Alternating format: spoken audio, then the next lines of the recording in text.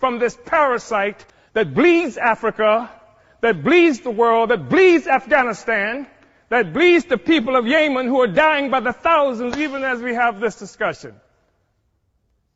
This is the basis of a Brexit.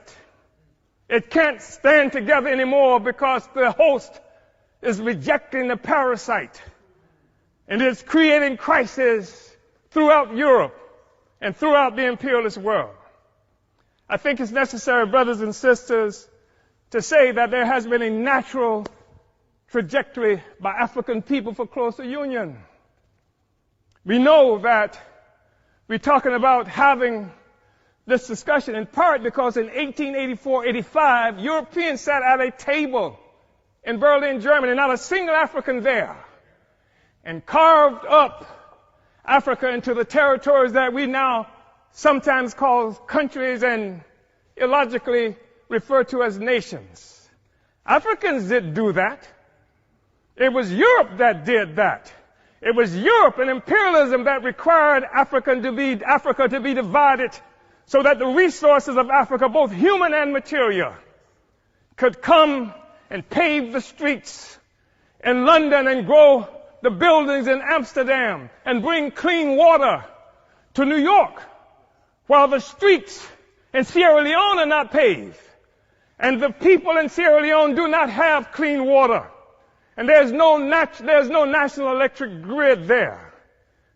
It is necessary to keep Africa divided by European imperialism and by all the imperialism in order to continue to suck the resources from Africa so that cell phones could exist here, so that Steve Jobs and the others could achieve some great notoriety from the coltan that comes from Congo, where Leopold killed at least 12 to 15 million Africans in order to conquer and keep Africa in the condition it's in today. We talk about a united Africa and African Union because of what European imperialism has done to Africa to keep us divided. We know it's true. We saw 100 years or so ago, Marcus Garvey organized the Universal Negro Improvement Association and African Communities Leagues that stretched across the globe. More than 11 million African people everywhere were connected to this. Africa for Africans, at home and abroad. That was the cry. Not Africans for Nigerians that didn't even exist until the British created it in 1915.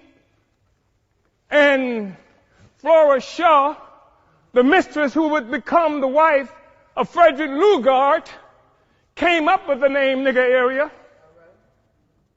Not this false national consciousness that has been imposed on Africans around the world, so that when the Portuguese found shrimp on West Africa and then named it for the Portuguese word for shrimp, Cameroon, it is not true that they are shrimp despite the fact that the people call themselves Cameroonians today. It is a false national consciousness.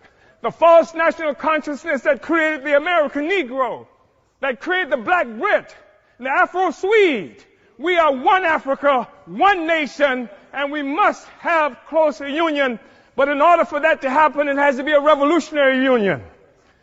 The Organization of African Union, created on May 25th, 1963 in Addis Ababa, Ethiopia, was part of an effort to circumvent efforts by Kwame Nkrumah to build a single union of African states.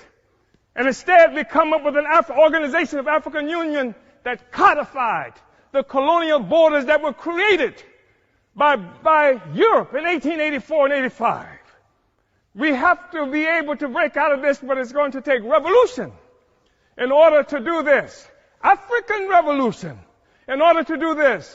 African revolution that will destroy imperialism and the world economy that's responsible for the growing immiseration of the masses of people around the world. Uhuru.